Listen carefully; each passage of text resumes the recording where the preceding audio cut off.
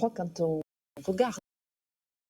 les registres d'autrefois, on s'aperçoit qu'il y a beaucoup d'enfants qui naissent 9 mois après le carême et que les interdits n'étaient pas absolument de façon strictement respectés. Mais il paraît évident que si la femme enceinte est entourée d'un réseau de précautions et qu'on a peur pour elle de tas de choses, c'est qu'au fond, on ne sait pas très bien ce qu'est cet être qu'elle porte et on ne sait pas à quel moment elle commence à avoir une âme. On est très très anxieux du problème du baptême pour les enfants qui ne sont pas encore nés. Une femme qui meurt lorsqu'elle est enceinte doit, selon les règles de l'Église, être incisée de façon à ce qu'on baptise son enfant pour le cas où l'enfant survivrait à la mère et où le fœtus vivrait plus longtemps que la mère. Donc ce sentiment que